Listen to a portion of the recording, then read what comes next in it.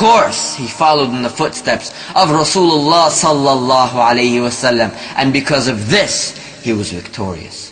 The Muslimin killed so many crusaders to the point that the famous historian and scholar Ibn al-Athir rahimahullah said, if you looked at the massive number of dead, you wouldn't think that any one of them was left alive. And if you looked at the massive number of prisoners, you wouldn't think that a single one of the crusaders was killed.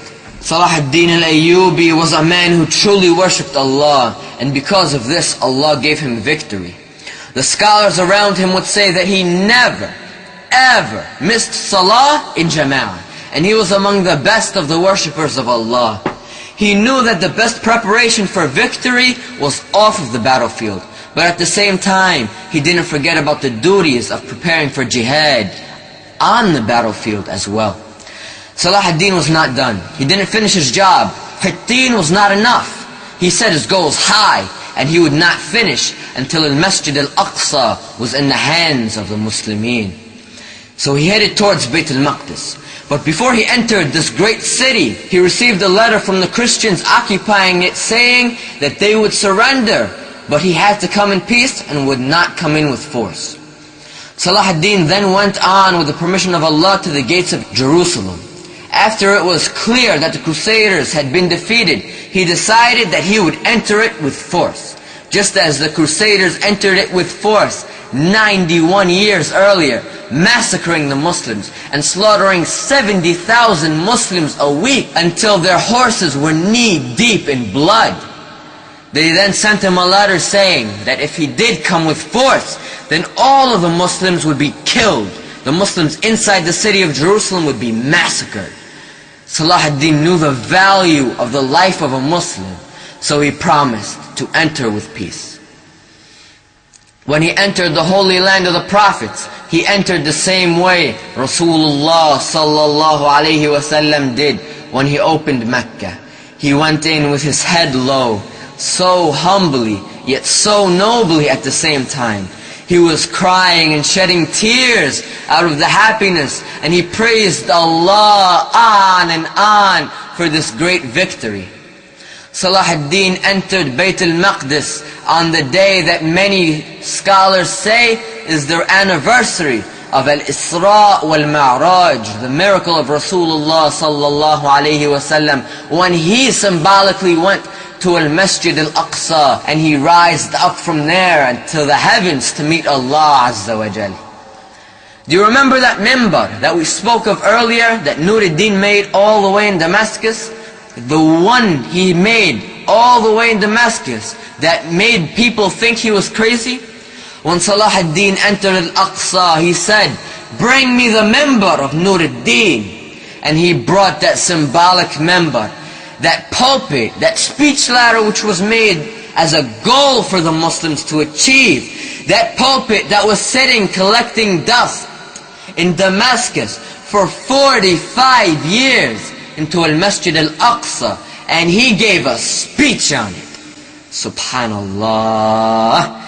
Brothers and sisters, who is going to be the Nur ad-Din of this ummah and build a pulpit like that?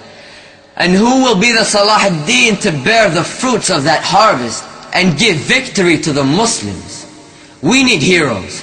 Why isn't it you? Don't expect someone across the world on the other side of the planet to do it. You have to do it. I have to do it. We have to do it. Or else nobody will. Who is going to be our Salah ad-Din, and who will be our Nur ad-Din? Salah ad-Din entered and he didn't kill any of the civilians. Salah ad-Din forgave the entire city of Crusaders. Even though they killed and they persecuted Muslims and went to war with the Muslims, he set massive amounts of them free and forgave them. He only killed 200 Knights Templars who terrorized the Muslims, and he killed one man. That one man, Reginald of Chatillon. That man who said he was going to take the body of Rasulullah sallallahu alayhi wasallam and make the Muslims pay to see it. Salah ad-Din al-Ayyubi had the honor of killing that man himself. You can kill Muslims, we'll forgive you. But when you mess with the honor of Rasulullah sallallahu alayhi wa sallam, we don't play games. It was off with his head. إن الذين يؤذون الله ورسوله لعنهم الله في الدنيا والآخرة وأعد لهم عذابا مهينا. Salah ad-Din took control of Palestine, and he established and spread peace and justice. He didn't treat the kuffar like the Crusaders treated the Muslims when they conquered Palestine. In fact, he let them live in peace.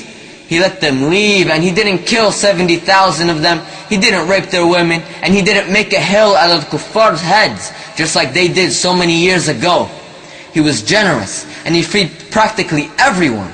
Women with no husbands would come to Salah ad-Din and ask him for help, and he freed their relatives and their male soldiers, even though they were fighting the Muslimin. The brother of Salah ad-Din asked for 1,000 captives, and Salah ad-Din gave them to him. And his brother freed them all. Salah ad-Din also freed entire families altogether. His mercy was so vast that it is almost unparalleled in human history. When the news of victory reached Europe, they were so devastated, and it was such a crushing defeat that when the Pope heard it, he literally dropped dead. 5 years later, roughly 583 years after the hijrah of Rasulullah sallallahu alayhi wa sallam, Salah ad-Din fell ill.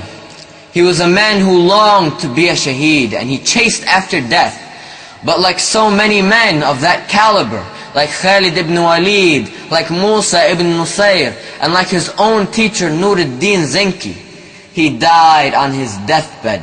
Salah ad-Din was in a coma as they recited Qur'an around his bed. When the Qur'an reciter came to the verse, هو الله الذي لا إله إلا هو الملك القدوس السلام المؤمن المهيمن العزيز الجبار المتكبر سبحان الله عما يشركون. He is Allah, whom there is no God, none who has the right to be worshipped except Him, the King, the Holy, the one free from all defects, the giver of security, the watcher over His creatures, the Almighty, the Compeller, the Supreme. Glory be to Allah above all that they associate as partners with Him.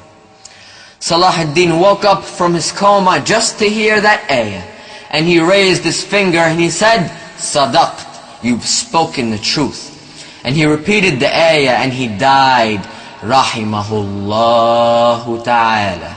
May Allah have mercy on him. When he died, it was said that the whole world cried with one voice. Even the kuffar cried. The Christians and the Jews cried. And of course the Muslims cried. Because when Allah loves His slave, He allows His creation to love Him. And He allows the angels in the heavens and the earth to love Him. And He allows the humans and the animals even to love Him. This was the noble end of the great leader, the Sultan, the Imam, Salah ad-Din al-Ayyubi. May Allah have mercy on him. And may Allah give us new Salah ad-Dins and new Nur ad-Dins in this ummah, so that we can liberate Bayt al-Maqdis once again from the filth of the people who are there today. Allahumma ameen. سبحان ربك رب العزة عما يصفون وسلام على المرسلين وآخر دعوانا أن الحمد لله رب العالمين.